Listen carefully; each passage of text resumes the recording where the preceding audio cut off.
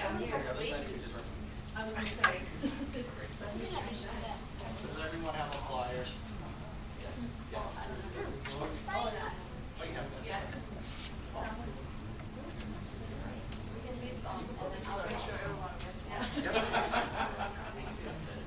Okay, how's everybody doing? Great. Yeah, well, we're gonna get started. I'm Chad Okamura. I'm sales manager with CMG Financial. I'm the sales manager for the Honolulu office. We also have an IA office as well. With me is Jun Tariaka, who some of you already know, loan officer in our office. So today I'm here to talk to you about this really neat niche program that we have called the All-in-One Mortgage. And what it's going to do is it's a mortgage that's actually going to help you save money and make money, unlike your current mortgage. Also, something that you can show your clients as well. So first of all, one of your questions is probably, who is CMG? We're a privately held mortgage bank. We're based in California. We're in all 50 states. We fund about $1 billion a month, so we're a pretty good sized company.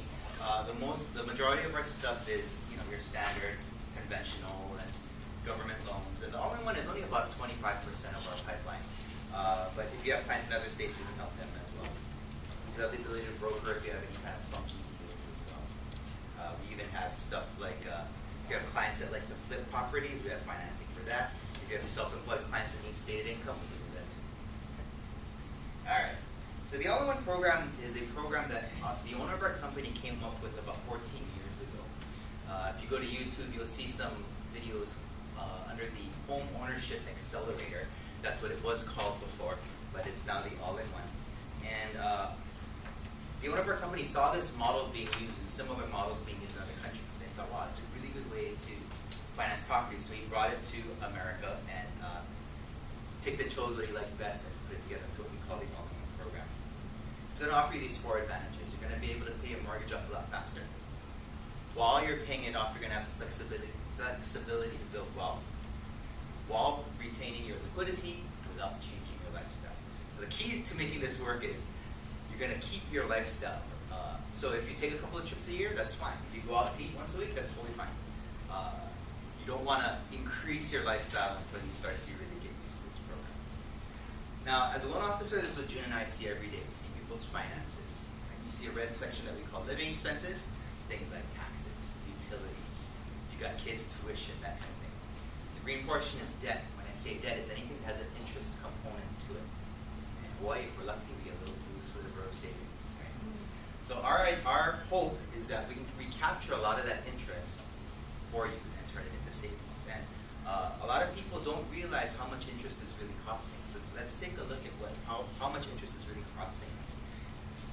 If you have a credit card at 18%, which we all know that's a little on the lower side of interest, and you have a $2,000 balance on it, you set it aside in a desk drawer, never touched it again, but you just paid a minimum balance to do everything. Hopefully you're not doing that, but if you did, it would take you 19 years to pay off, and you pay more interest than principal. And we know that credit cards are high interest rates, right? And now our friend, the 30-year mortgage, right? If you or your client go to a bank and say, hey, I want to get a mortgage for this property I want to buy, almost without question, you're going to get put into a 30-year mortgage. Right? So this is what it looks like. The red portion, each line represents 1 year in your 30-year lifespan of a 30-year mortgage. The red portion is interest, and the blue portion is principal. So what we know is whenever you have an amortized loan, it's extremely interest-heavy at the beginning. So usually not until about year 17, year 18, where you're finally flipping it, and you're finally starting to pay more principal and interest. And when you have an amortized loan, it's what we call the closed-end loan. Money only goes in one way, right? You go to Vegas and win the mega bucks, and maybe not the mega bucks, maybe about $100,000. You throw it at your mortgage. If you need it the next day, you can't pull it out. It's stuck in there. By the same token, the payment is fixed no matter how much you pay it down.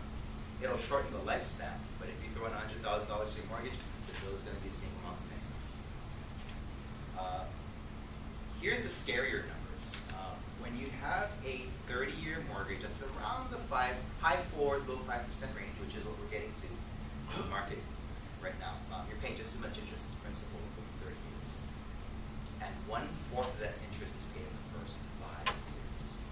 Statistically, what happens? Every 5 to 7 years, right, your loan officer puts the phone and says, hey, why don't we refinance? Now, refinances aren't necessarily a bad thing.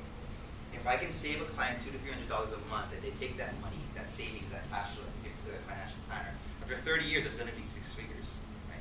But I know for a fact most of my clients that do a regular refinance, that's just actually cash flow for them, right? Which, in a way, is good, but now they're resetting the clock, and all that interest goes back to the bank. So we believe the all-in-one is a better way to do this. So how is the all-in-one different than what we've been used to? So let's take a look at what we've been used to since the Great Depression. We have our pile of cash and our cash flow, right? Savings, checking, CDs, and our cash flow, whether it be a W-2 income, commission, sales, whatever the case is. And then we have our mortgage. Right? We have two separate accounts that are running our lives. Every month we take a little bit off the pile and we put it in the hole. Every single month. Now with the all-in-one, we're combining this all into one. So now you have a single account that handles not only the financing of your home, but all of your bills and all of your income as well. Okay? The best part is it's still available when you need it. So let's look at what a typical 30-year mortgage looks like. Right? You see month 1, 2, 3, 4. Imagine it goes all the way to 360 months, 30 years from now. Let's use the example of a $400,000 mortgage. It stays constant. The balance stays constant until your payment is due. Then you pay your payment. It goes down a little bit. And has a set down effect every month until the red line eventually touches the white line 30 years from now. Right? Okay. With the all-in-one, it's going to look extremely different. So for the purposes of this example, let's just say you get paid once a month at the beginning of the month. Okay? So you're going to drop your paycheck in at the beginning of the month, and over the course of the month, you're paying your bills, right? Gas, electricity, cell phone bill, cable bill, right? So your balance is going to go back up over the course of the month until your next paycheck comes. You're going to drop your balance again. Okay. Now, you'll notice that there's a gap between the red and the green line. What that represents is the amount of positive cash flow you have every month.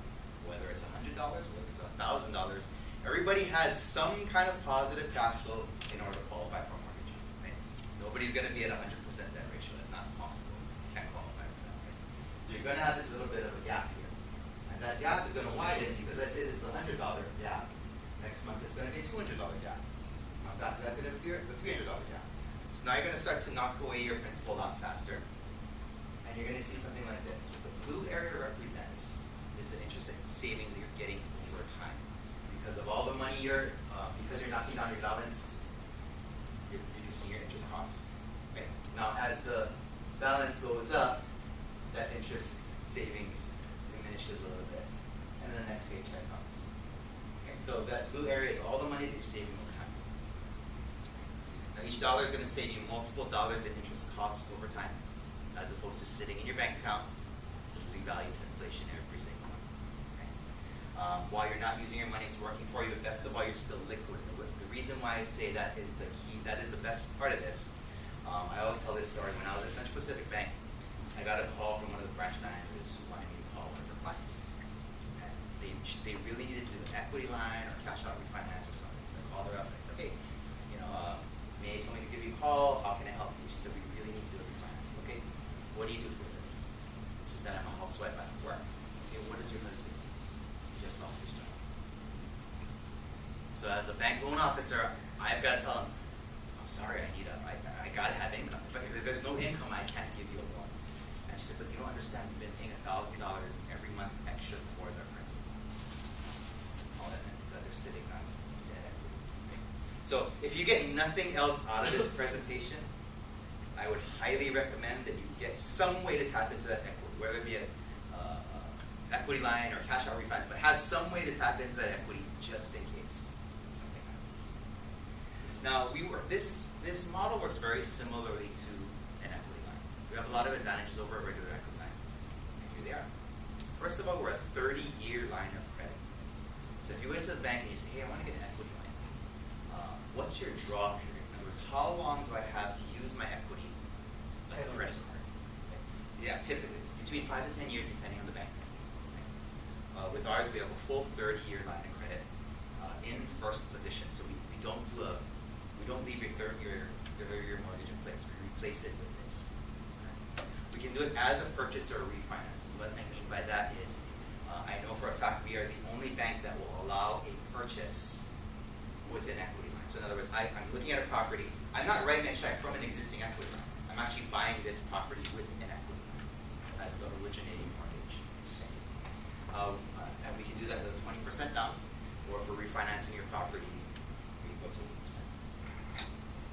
1%. The biggest headache when people take on this model and you try to use a regular equity line, the biggest challenge is, when do I move money around? When do I pay this up? And it becomes this kind of a shell game with your money. With this, because it is your first mortgage, you don't have to worry about paying your first mortgage. It is your first mortgage. We really make it look like your bank account. It takes all of the headache out of it. You can electronically pay your bills. You can auto deposit your checks. For those of you that get separate commission checks or checks from the outside, you can do the whole thing. We take a picture and that's your deposit. And you can connect with 10 bank accounts where you can transfer money back and forth for free. So we really try to make it look like your bank account and take the headache out of it. So what are the common questions and concerns that I get? Because it can't all be good, right? So the first thing that you need to be aware of is that this is an adjustable rate program. And especially Hawaii, that is a bad word, right? People in Hawaii, we love our 30-year fixed mortgages. And I can honestly say, outside of the all-in-one program, I've done 2 adjustable rate mortgages in my 14, 15 years of being on. And both of those were to investors that knew exactly what their plans were for that property. They got 5-year arms because they knew they were going to do a whole lot.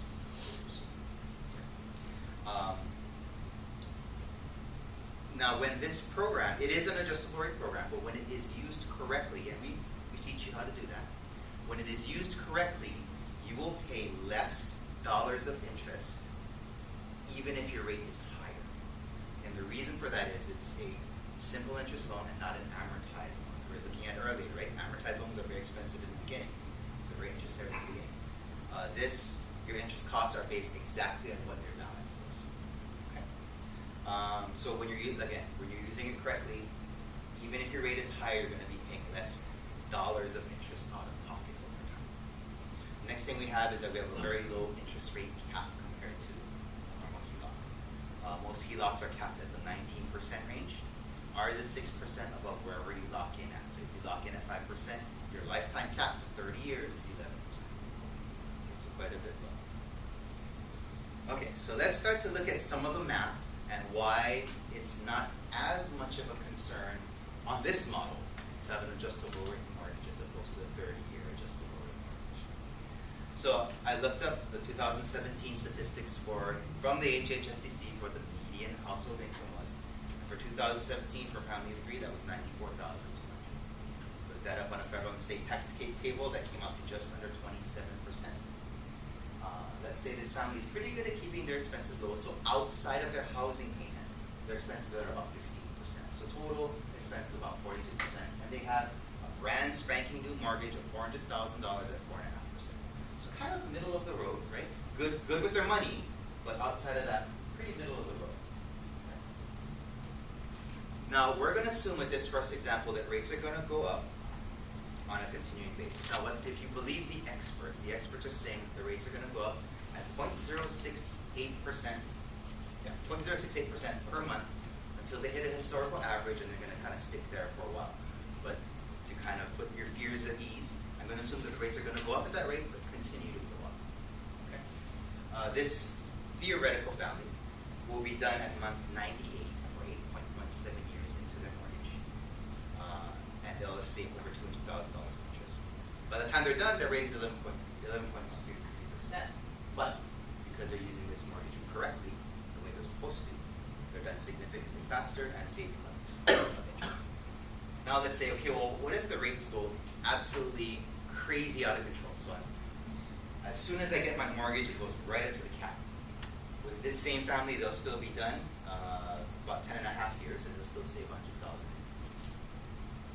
Now, when I do these mortgages, of course, I sit down with my clients and I go, okay, what are your actual numbers? Right? What are your actual expenses? What is your income? And we run scenarios based on that, so you know exactly what you're getting into. Right? Okay.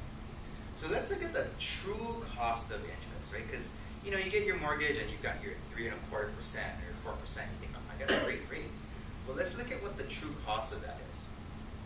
let's say this family takes the same family, right? They got their $400,000 mortgage at 4.25, and they pull out their amortization table that they get at closing, and they say, okay, how long will it take us to pay off $25,000 in principal? Right? So we get the amortization table, it'll take them 44 months, or just a little less than 4 years, and it'll cost them $64,000 in interest, assuming 4.25 interest, right? Well, we know that they're paying more interest than principal because they're at the beginning of the curve of their amortizing. So let's look at that calculation and how that works. They paid out $64,000 in interest over 44 months. So let's annualize that. They're paying about $17,000 of interest per year. We divide that into the actual principal paid out on $25,000. So the actual cost of their money for those first almost 4 years is almost 7%. So pretty scary. Not the 4.25 they thought they were getting, because now we're taking a snapshot at the beginning of the amortization. Right? Now, to be fair, as a loan officer, we don't get brand spanking new loan people going, I just closed yesterday, I want to convert my loan to an all-in-one. So I have the same numbers on a loan that's about 10 years old. And they're still at about 55%. Because they still haven't hit that over halfway mark, so their money is still pretty expensive at that point. Now, some of you may have heard of companies that teach this concept. There's a one-on-one financial suite strategies at Tardis that kind of teach this concept. But what they'll do is when they start their clients, they'll do something called chunking. And what they do is they keep that 30-year mortgage in place, and they teach them to get a HELOC, second position HELOC, and use that HELOC.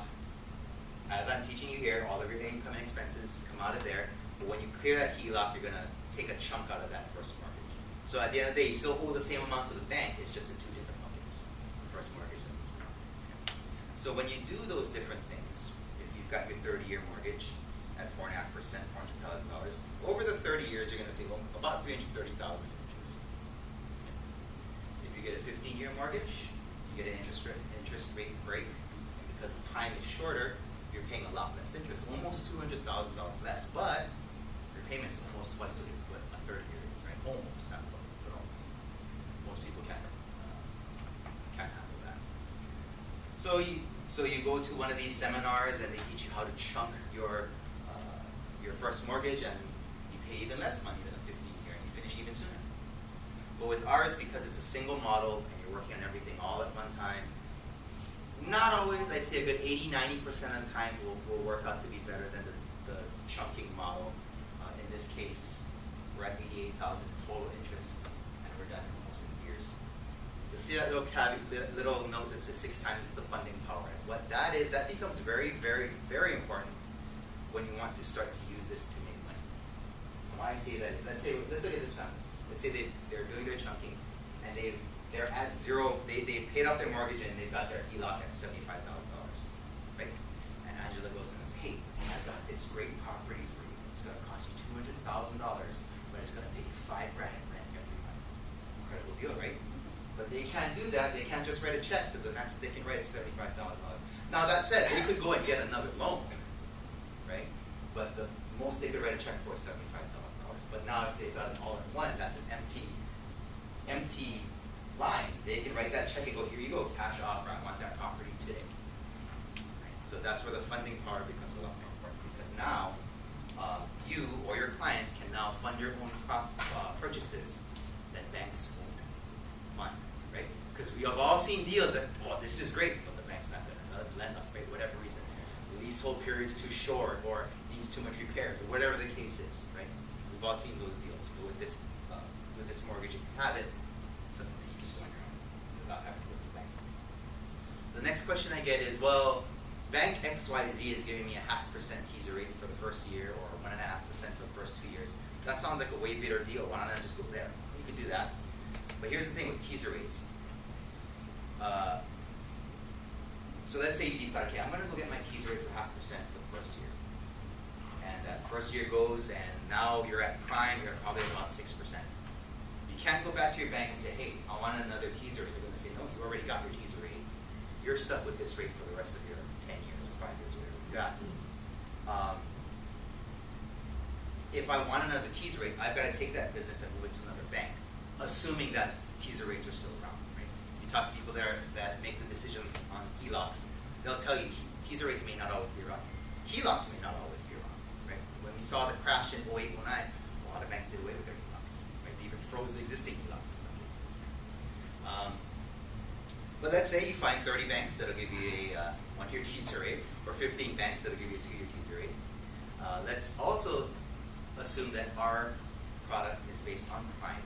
Our product is actually based on the 1-month LIBOR, which is historically more stable than the prime.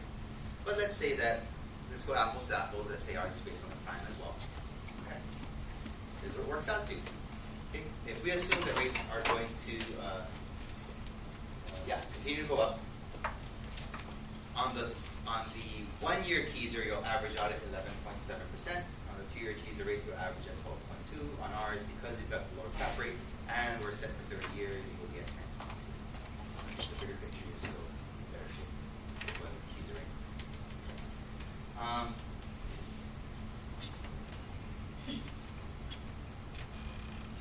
Okay, so now we looked at what the actual cost of interest was on a 30-year loan. Let's look at, now this family has done this all-in-one program, and they paid their mortgage off and go, what is the actual cost on our money over the last 9 years, right? To pay our mortgage down, what does that actually cost that money? They paid, in order to pay it off, they paid $105,000 in interest over 98 months, so we annualize that like we did before, we're paying almost $13,000 a year. Over the entire $400,000 interest, we're paying us the actual cost of their money, 3.2%. And that's assuming rates kept going up and up and up and didn't stop. But the rates stabilized as the experts are predicting, the actual cost of the money would be less than 3%. Right. So next I have actual numbers from a real client that I worked with last summer. They bought a property in 2012 and their loan amount was $560,000. Their rate was 3.125% on a 30-year mortgage. It's the best rate I ever heard locked in. It's a great rate. The interest they had paid to date when they saw me at month 55, so almost 5 years, not quite. They had paid $77,000 in interest and paid down $56,000 in principal. But we know that, right? We know that they're at the beginning, so they're going to pay more interest than principal. But the actual cost of that money, using that same calculation, just under 30%. So not the 3.125% they thought they were getting, because now we're not looking at 30 years, we're looking at the first 5 years. So actual cost of that money, 30%. If they had swept their, and this is called a sweeping concept, they had swept their mortgage from the beginning, it had been done a year before they even saw me. Now, to be completely fair, this is a unique couple. They're both self-employed. They make high incomes, but they also make high expenses. But the reason why this works so well for that couple in doing calculations, when you're self-employed or commissioned, you get your full check, right? You still owe money to Uncle Sam, but you're sitting on your full check. So what does it do? It sits in your all-in-one, knocking down your mortgage, therefore knocking down your interest cost. When a tax bill is due, you still take out your checkbook and you write that tax bill.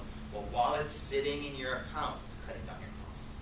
Yeah. So that's why, for once, you've got a mortgage that actually helps self-employed people more. Okay. It was easy to kind of go back because I know what actual rates were, right? So that's why I could kind of run the numbers for them a little bit better. But going forward, we just kind of got to take an educated guess on what rates are going to do. They'd be done in another 2 or 3, a little over 3 years. And the actual cost of that money, 2.2%. So now, before we get into the more exciting stuff, any questions so far? I have one. Yes. So how much of the payment is tax deductible? Oh, very good question. Okay, so I've talked to several accountants about this because we all know the new rule, right? HELOCs, no more, right? You can't deduct that, okay? Unless you're using it to acquire the property or do improvements. Okay. The real test is going to be, what is the IRS going to ask for documentation? Because what do you get? You just get your 1098, whether it's a HELOC, whether it's a 30-year mortgage. You just get your 1098 from the bank. They just say, here, that's the interest that you paid. Okay. So what is the IRS going to require to document what I spent on that HELOC, right? If you're using a model like this, that's everything, right? All your gas, all your cell bills, everything. And so that means that's what the IRS has to read through for every single person Right, so that's why the concept, I think, you know what, that's a great concept, but what's more likely gonna happen is they're just gonna kind of calculate interest based on what the original balance was. And if it goes up, goes down, whatever, but, it's just that the documenting is gonna be such a nightmare. Now, that said, at the very least, you'll be able to write off the acquisition costs, right? Because you're converting your mortgage into a HELOC, and that is still considered acquisition mortgage. So that piece will be deductible. After that, we're not sure yet. And that part is actually still being worked out from what I understand. So the burden is on the taxpayer then to separate what part of it is interest and what is expenses. Correct. It is on them. And what will help is you do get an itemized statement with this. Well, every month you get your itemized statement. Just like, it looks like a credit card, right? You got your bills and all that. But like I said, it's going to be a nightmare for the IRS. So at some point they're going to go, okay, yeah, this is too much. We can't do this. Because we all know they're already kind of screwed up, right? They're already so many months behind. They're already giving all kinds of these false, I got 2 notices from the IRS just this past tax season. One that I was being charged like some ridiculous amount, like 15 grand or whatever. But what it was they just didn't look at my employer withholdings. It was filed, but they just didn't look at it. So they go, oh, okay, we're going to charge you. So my accountant went, no, that's not right. And the other thing I got was a notice that I didn't file for one of my companies, but that I have with a partner. But he filed everything. They said, well, you got to make these corrections. They sent it back, and he refiled, and it was fine. But then they said, oh no, you didn't file, so we're going to charge you $4 grand. No, we filed.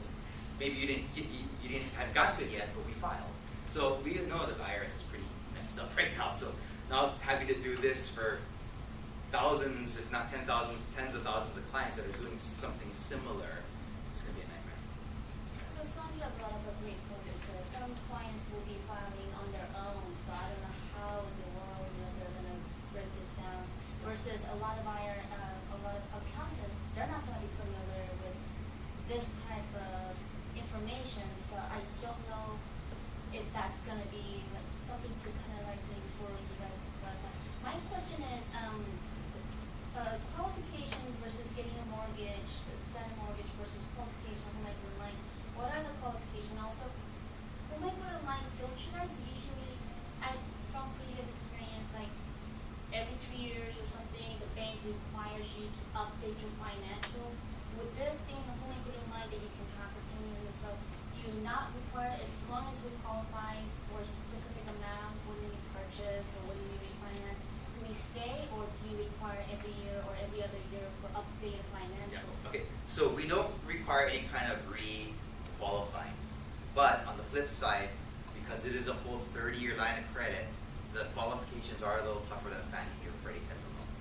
And the way that works is, whatever your line amount is, let's say your line amount is $400,000, you've got to have $40,000, 10%, $40,000 some, whether it's retirement, stocks, cash value in your life insurance, whatever. You just got to have it somewhere. Okay. We need at least a 700 FICO, which with the grand scheme of things is actually pretty low. And the debt ratio is actually 40%, so it is a little bit lower than your normal Fannie Freddie loan. But again, it's to make sure that we're hedging for rates going up. We also want to make sure